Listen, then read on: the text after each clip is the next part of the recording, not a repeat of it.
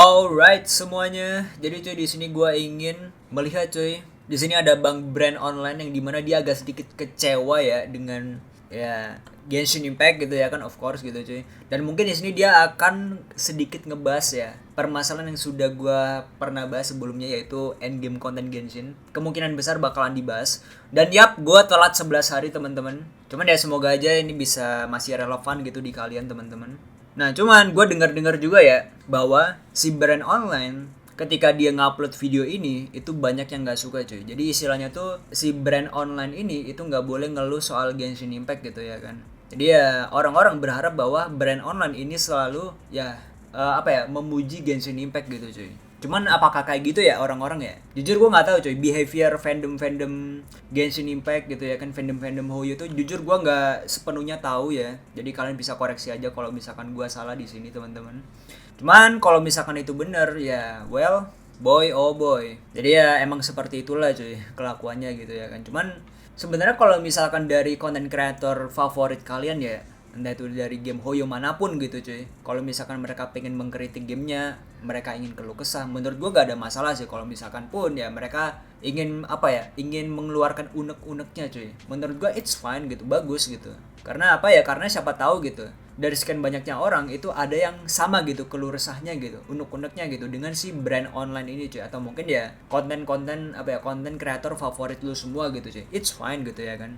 Oke cuy, tanpa berlama-lama lagi kita bakalan lihat pendapat dari atau mungkin ya keluh resah dari bang brand online ini. Jadi ya let's go. I am so disappointed, it is unbelievable. If you're not aware, Genshin Impact just released the Stygian Onslaught endgame content, and I really need to get this off my chest because I feel like I'm going kind of insane. So in Genshin Impact, we've had multiple types of endgame over the past few years. We've had the Spiral Abyss, which is basically just fighting against hyperinflated HP overworld enemies in a timer. We've had Imaginarium Theater, which makes sure that you have a lot of characters built and then puts you in situations where you have to fight against hyperinflated HP enemies against a timer, but with some cool little buffs here and there. Now we have Stygian Onslaught, which I really expected to be something a little bit different. Obviously, I expected a timer. I expected it to be a longer timer, and I expected the enemies to have like super fun mechanics and stuff and different things, kind of like the cubes in that one event where they did so many different movesets and stuff. And instead, what we got is basically Spiral Abyss with only bosses and a absolute boatload of HP and a really short timer. Now I'm gonna...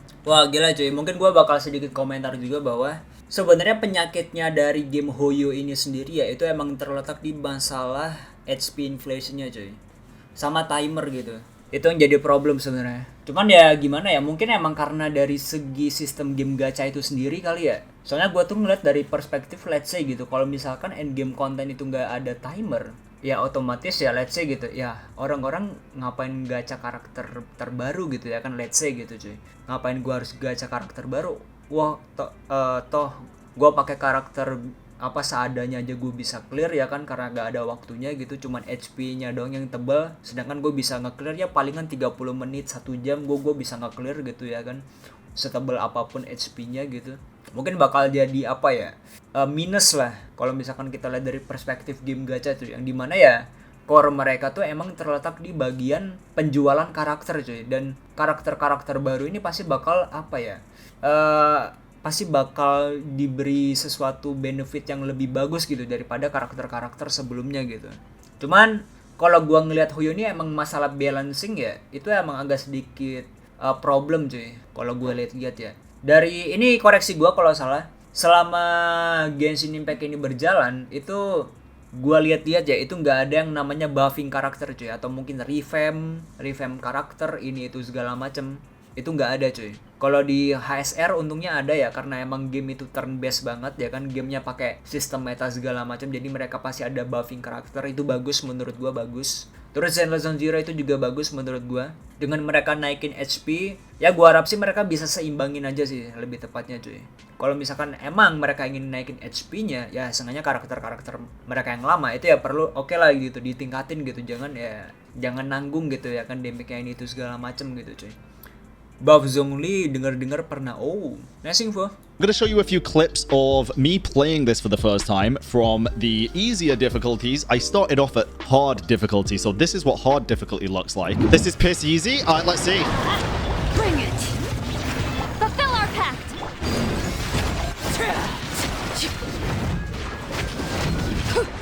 Oke, ini stage-nya ya.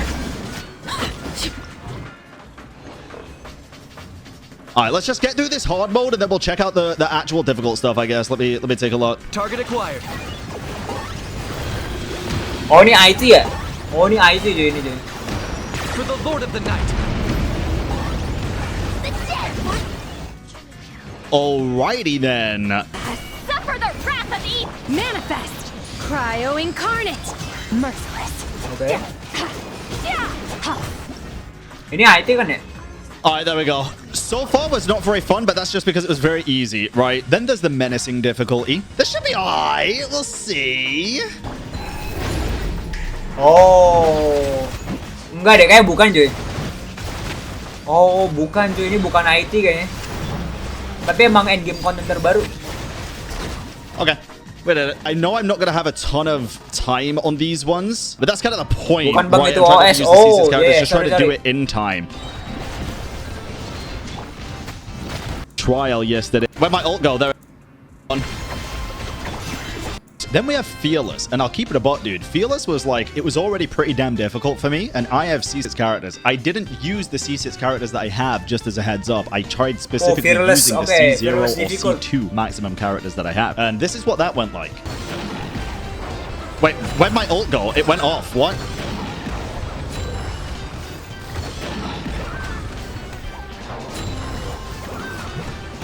Why didn't you plunge? Is that a normal mechanic or is that new? New? Sick. Okay. Yeah, guys, Garming does not clear this. Even a good fucking Garming build, that does not clear this. Holy shit. The damage is just non-existent. Bro has far too much health.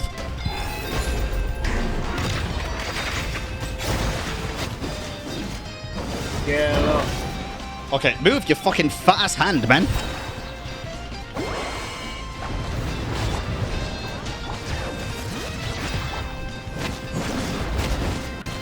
Doable, winnable. Without my C6s, though, I'm kind of screwed for the second half here because I overbuilt my C6s and not so much the other fucking characters. So let me see. Let's go. Let's see if y'all can fucking cook.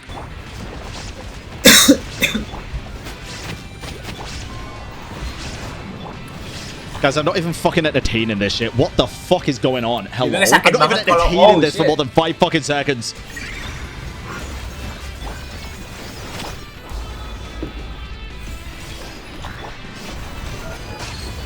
Gila cuy, tapi harus pakai karakter Cena masalahnya. This is Sesuai juga. doable, though, I think. Dead ass, I think this might actually be doable. Brian, bro, I'm listening to chat, man. What the fuck do you want from me? Anjir. Bro, all of y'all saying this wouldn't work. We're doing about as good as the fucking Alhaitham team, in all fairness, so I don't know about that one. I can't do the Kinich team because we used Bennett in this one as well. If we try this one again without Bennett, I probably could, but then who am I going to replace in this one? Fuck it, we can try this. No, nggak nyampe damage-nya. Nyampe nggak tuh? Dikit lagi cuy. Come on! Dikit lagi. Whoa! What? There was a second left! Alright, I'm ulting here.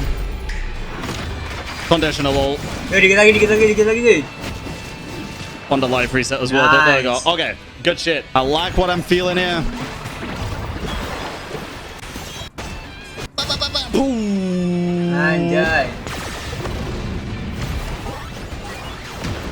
Apakah bisa cuy? Oh shit. Woi, bisa nih. Anjay. Give me my terrible artifacts. We have the final difficulty. Oke. My terrible artifact. Sorry. Then we have the final difficulty. Oke, akhirnya si Bang Bran online ternyata bisa ya nge-clear ya. Tapi dengan catatan cuy, ada beberapa karakternya tuh yang udah C6 gitu ya kan. Jadi ya, well, Dire difficulty. And this is where my biggest problem comes because Hoyovas have... bentar. Tadi kan Fearless ya? Dire difficulty. Oh shit.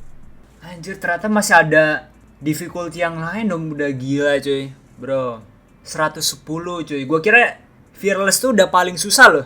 Anjir. They've implemented a lot of really good changes recently, in my opinion, but this endgame mode is genuinely just disappointing to see, at least in my opinion. Now listen, there's people that have cleared this dire difficulty, or at least one person, a Japanese player, with C0R1 characters. But their builds are absolutely insane, godlike. Like, I'm talking perfect artifacts. And they cleared it with like 1 second to spare on each one. For like 99.9% of free-to-play or even low spenders, this difficulty is almost unattainable. Even for whales, dude. Like, I went into this and I would have been perfectly fine if these bosses had a lot of really cool gimmicks and mechanics that you could do with the elemental reactions and stuff, but instead what we get is a restrictive buff/debuff, but it's not for cool things like mechanics. I had a chat with Komemos where I went over what mechanics and stuff I'd want to see, just a couple of examples, so here's the clip from that. Hello, how you doing? I'm good, how are you? Fucking stressed, bro. Yeah, I know. What did you mean by you think Genshin's got a limited because of the gameplay? Just out of curiosity. Okay, so like, I mean, of course, I have to take some examples like Withering Waves or ZZ or stuff like that. Like, there's no other option. I don't know, like, there's no parry system. There's no real, like, dodge system. The monsters are not, like, super dynamic. Maybe they could make more dynamic monsters, like, that move a little bit or that have, like, more dynamic mechanics. I don't have, like, an idea necessarily of what they could do, but I don't know. If you look at Wuwa, they have some, I mean, the parry system makes it more dynamic, but they also have some monsters where if you counterattack at the perfect moment, not necessarily a parry, but just a counterattack or a dodge at the perfect moment, it can impact like the reactions of the boss or stuff like that. So yes, they could make something like that, but on the other hand, like the characters are more or stiffer than ZZ or than Wuwa's. Like, yes, it's frustrating to just have like more HP, but at the same time, it's like a little bit difficult to find the perfect solution, I feel like. I agree with you, and ya cuy, susah cuy, buat cari solusinya tuh susah gitu. Sebenarnya emang balik lagi sih ke awal tuh. Kenapa developer bikin endgame konten ini gitu ya, kan yang jadi problem gitu. Hell nggak ada. I don't think that is a perfect solution, but what I will say is you're right with Wuwa. The thing is with Wuwa, for something like holograms, for example, I'm going to use holograms specifically since it's like the end game that I typically take part in. I don't do tower because it's just fucking Spiral Abyss for me, to be honest. Yeah. For holograms, it's very important to do the mechanics that you just mentioned, right? Like parrying and also dodging. And you mentioned Genshin not having a dodge system. You're right. It has the same dodge system as Wuwa, realistically, just without the perfect dodge and the counter. Yeah. The thing for me is, for hologram, the timer's so fucking long. I've never lost a hologram to the timer. I feel like for Genshin as well, it's like you mentioned them being kind of limited based on Genshin's gameplay. For me, it's the total fucking opposite. I think they don't utilize their own gameplay features at all for endgame combat, because literally, what do you use elemental reactions for other than dealing damage or like getting rid of a specific shield? Yes, cuy. Sebenarnya ada sih beberapa mekanik di apa tuh in-game Genshin, mekanik bos ya lebih tepatnya, bukan mekanik secara gameplay gitu, bukan. Cuman kalau misalkan kita ngobrolin soal mekanik secara gameplay Genshin Impact itu sendiri ya simpelnya cuy, kalian skill ulti swap, skill ulti swap, skill ulti swap, skill ulti jedor gitu ya kan, damage angka togel gitu cuy. Langsung muncul angka banyak gitu. Seperti itu cuy. Emang gimana ya, dari segi rotasi pun ya emang seperti itu cara memainkan Genshin Impact gitu. Jadi bisa dibilang ya kocok elemen lah istilahnya cuy. Kocok elemen itu adalah kunci cuy. Jadi gue tidak mengejek elemental reaction kalian cuy. Cuman kalian juga harus sadar gitu bahwa ya kunci atau core kalian, apa gameplay kalian tuh emang seperti itu gitu. Cuman di sini si brand online itu menanyakan gitu, why gitu, kenapa si Genshin Impact gak bisa memanfaatkan mekanik elemental reactionnya ini cuy, yang jadi problem gitu. Atau mungkin ya elemental reaction ini mentoknya cuman ngegabungin elemental doang gitu. Karena dari kata-katanya aja elemental reaction gitu. Jadi perpaduan beberapa elemen yang digabungkan akan menciptakan suatu reaction baru gitu ya kan. Istilahnya ya segitu doang. Jadi kalau misalkan mekanik yang lain kayak gimana gitu ya, I think ya susah sih. Menurut gue kayaknya gak bisa gitu. Kecuali kalau misalkan Genshin Impact ingin merubah mekaniknya gitu, atau mungkin gameplaynya ada update patch besar-besaran gitu yang merubah Genshin Impact gitu. Yang gue nggak tahu ya, ini kalau misalkan developernya niat cuy. Cuman kalau misalkan developernya malas ya, well, why is there zero mechanics in this goddamn game with such a complex elemental reaction combat system where you can't ever utilize it so it feels like you're utilizing the element system other than just dealing a shit ton of damage? I understand what you mean. Like, We could Well, use the reactions more to like actually do stuff rather than just more damage. if you're gonna make it restrictive, why not make it fun and restrictive? Remove the timer, make it so that at every 20% health interval you get a different... Wah, real cuy. Si brand online juga pernah merasakan apa yang gua rasa gitu. Jujur ya, gue juga bilang ini juga gitu di Whimpering West gitu. Kenapa sih Whimpering West gak dihilangin aja gitu timernya gitu, ini itu segala macem gitu cuy. Ini pas awal-awal Wiwa ya, yang dimana ya emang agak sedikit ngeselin cuy, yang dimana AI-nya pun juga masih bermasalah, musuhnya masih gak dibikin agresif ya kan, dan lain sebagainya. Itu gue juga pernah dihujat cuy, santai gitu ya kan. Gak cuman gue bukan semerta-merta gue ngegoreng Genshin doang cuy, enggak cuy. Gue juga pernah ngebahas masalah di WoW juga gitu. Dan ada beberapa alasan nih atau mungkin saran tuh yang gue sama juga gitu sama si brand online ini cuy. Jadi please Wiwa, yang pertama bot-botnya, musuh-musuhnya dibikin agresif gitu ya kan. Terus timernya tuh dihilangin gitu, nggak usah pakai timer gitu. Tapi dengan catatan ya difficulty-nya tuh dibikin susah gitu sekalian gitu tiap wave-nya gitu ya kan. Itu cuy. Cuman kalau sekarang gue lihat ya Whimpering West tuh emang lebih ya mungkin lebih di nerf lah ya sekarang tuh, biar biar mungkin para casual, para orang-orang yang nggak bisa nge-clear ya mungkin ya dipermudah gitu lah istilahnya gitu. Jadi mereka bakal tetap ngasih timernya, cuman dengan ganti ya mereka bakal lebih gampangin gitu musuh-musuhnya gitu. Ya gue nggak tahu ini apakah bisa dibilang win-win solution juga. already forced to use, for example, a freeze team, make it so, for example, it's a boss with, I don't know, two big-ass legs, and you gotta freeze both legs on the ground to stop it from moving at a certain point in the floor, and then that point in the floor starts doing damage over time or something, you know, something interesting. Oh, that's smart, yeah, that could be fun. Maybe a little bit like the weekly bosses, because like weekly bosses have some like interesting mechanic, I mean, interesting, depends how you see it, but like they have some unique mechanics where all their stuff happens and just like deal damage or break the shield. I feel like Genshin just do not utilize their elemental reaction system for endgame in the slightest, other than, like I say, hyperinflating enemy HP to make you have to deal a shit ton more damage. It just blows the fuck out of me when I know it could be so much better than it is. But sadly, that's just not the case here. It's quite literally, again, just hyperinflated overworld enemies. Bob, you can find the actual numbers, but I think it's like 17 million HP or something, maybe even more. And the reward that you get for this incredibly difficult challenge is weapon skins. Something that when I saw were getting added to the game, I was incredibly excited. But the rewarded weapon skins that you get come from these items. There's a 4-star and a 5-star version of these weapon skins, and don't get me wrong, listen, I'll keep it a buck here. The weapon skins look absolutely incredible. They also have very cool lore inside of them. But do you know what's not incredible? The fact that they disappear every patch. You heard that right. The really difficult content that you get, the weapon skins disappear every patch. A lot of people don't have a problem with this, but for me, when Genshin Impact already has endgame rewards that are attainable in a certain way for cosmetic purposes, the envisaged echoes in the Imaginarium Theater, for a big example, what do you do with that? You beat the endgame, you get a key or 2 keys. Then you get to choose which envisaged echo you want to keep on your account forever. You unlock it and do it. It's great. Why couldn't Hoyoverse for this just made it so that when you beat this mode, you get these items, but you can exchange them for whatever skin you want permanently on your account? I had people saying if they'd have done that, it would have caused FOMO. I would argue it's the exact opposite, and that making these weapons only available for 41 days and then they're gone forever is also FOMO, but it's also pointless FOMO, because why would they disappear? Why wouldn't you just be able to keep them? It feels so stupid to waste the potential of these super awesome looking skins and have them disappear. Is it because you're not spending real money on it that they feel like you don't deserve to keep them? I really don't understand. I know it's like a prestige, you beat it kind of thing, but then if you can only show that you beat it for 41 days or whatever it is, and then it's gone forever, what's the damn point? I think it's so incredibly disappointing, and I really hope they listen to some feedback about this, because I really think this game mode has a lot of potential. It just needs a couple of minor tweaks and maybe one major tweak.